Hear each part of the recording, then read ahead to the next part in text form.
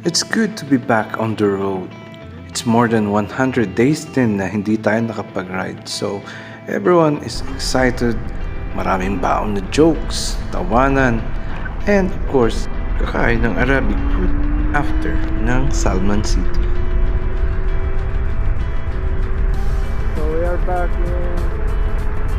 Yes, we are always back to Salman City dahil nga maganda yung kalsada, konti lang yung sasakyan, reflectorize yung road, ang daming ilaw, and most of all is napaka-friendly ng community.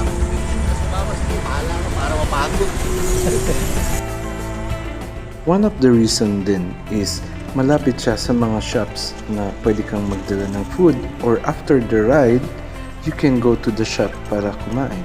Like in Las Bodega. And meron ding walkways na mahaba.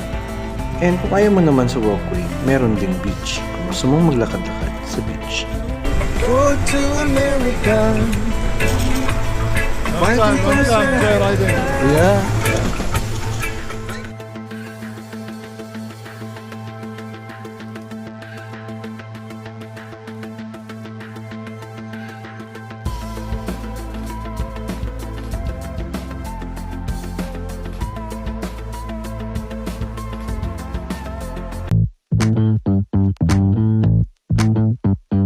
So this time I have to remind them na mayroong humps ahead kasi baka mag-speed sila sa area na to. At dahil matagal na silang hindi nakita-kita, ayan, napahaba at napasarap ang kanilang pag-uusap kaya ako lang ata ang hahataw ngayon. And most of the riders, ang gamit nila is e-bikes. So, chill ride lang talaga.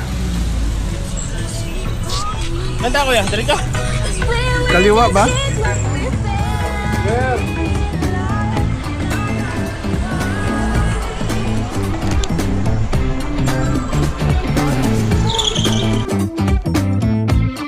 Go Sam, go, go, go! Stop!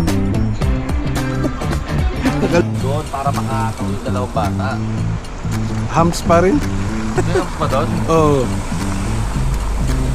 Wala, kaya sabi ko useless yung speed dito sa Bahrain kasi punong-puno ng humps.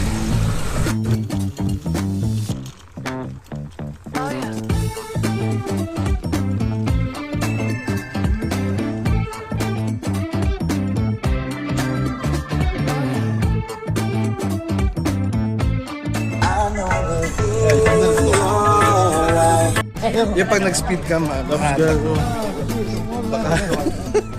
nasa dyan nun. That one. So touchdown na natin yung seaside ng Salman City. Ang next dito is we're going to Las Bodega. Kakain tayo and ito na natin ituloy ang kahaba-habang kwentuhan at kulitan, of course. At least dun may kasamang pagkain, di ba?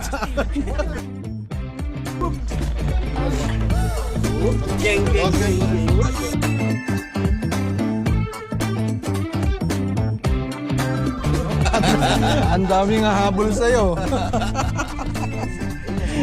Sige nga, subukan mo. Unahin mo yung... Lagpasan mo na yun. Ito na. Helmets on and see you on the road. Keep safe, guys. Okay.